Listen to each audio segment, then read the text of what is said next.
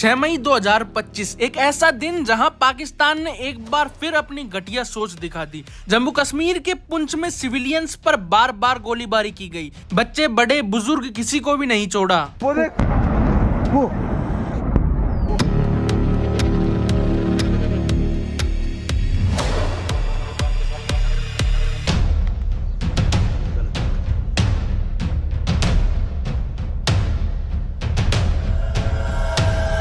नमस्ते नमस्कार, कैसे हैं आप सभी लोग। पाकिस्तान आर्मी ने बिना किसी प्रोवोकेशन के पुंछ के सिविलियन एरियाज पर क्रॉस बॉर्डर फायरिंग की। अब तक 15 लोग मारे जा चुके हैं, 43 लोग घायल हुए हैं। एक गुरुद्वारा टारगेट किया गया। ये सिर्फ एक अटैक नहीं, ये इंसानियत पर हमला था। They are targeting only residential areas in India.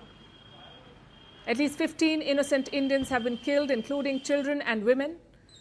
More than 50 have sustained injuries. Several houses have been destroyed. Pakistan अपनी हैसियत और औकात बार बार ऐसी चीजें करके दिखाता रहता है। इन भूखे नंगे लोगों के पास खुद को तो खाने को दाने नहीं है, पर भारत को बर्बाद करने पे ये लोग अभी तक तुले हुए हैं। इन लोगों को जब हमारी इंडियन आर्मी टिकने नहीं देती तो ये लोग सिविलियंस पर अटैक करने के लिए विवश हो जाते हैं, मतलब अपनी औकात पर वापस आ जाते हैं ये भिखारी। इंडियन फोर्सेज ने ऑपरेशन सिंदूर का वर्जन 2 चालू किया, जहाँ पर पाकिस्तान की तबाही की शुरुआत चालू हो चुकी है। दोस्तों, इंडियन एयरफोर्स ने पाकिस्तान के टेररिस्ट कैंप्स को जगह जगह टारगेट किया, जहां पे बावलपुर, सियालकोट जैसी जगहें शामिल हैं।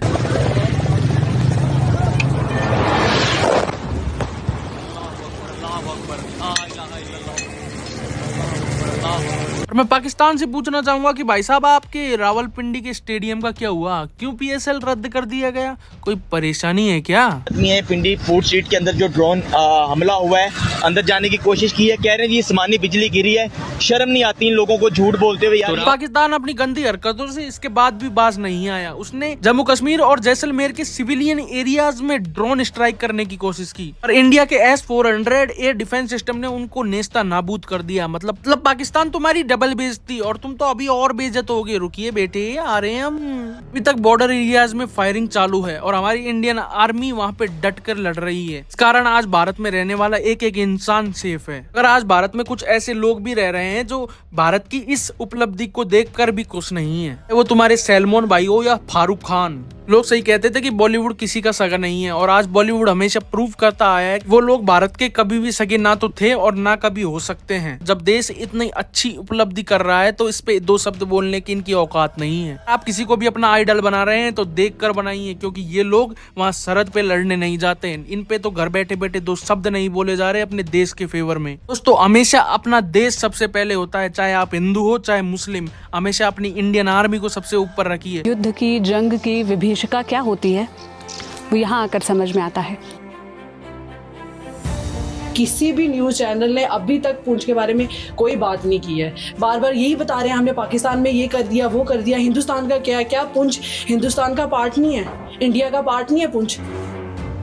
पूरी जिंदगी लगा देता है घर बनाने में, फिर वो जब उजड़ता है तो तब टेंशन तो होगी नहीं। उस सेंटर में बैठे हुए लोगों तो तालियां बजा रहे हैं, वो जहाज चला गया, वो पार्टी फैर हो गया। लेकिन इनसे लोगों को पूछो जो इस जुल्म को सहन कर रहे हैं। मेरे बच्चे गए, मैं कुछ नहीं 10 सेकंड किया हुआ है, नहीं हुआ।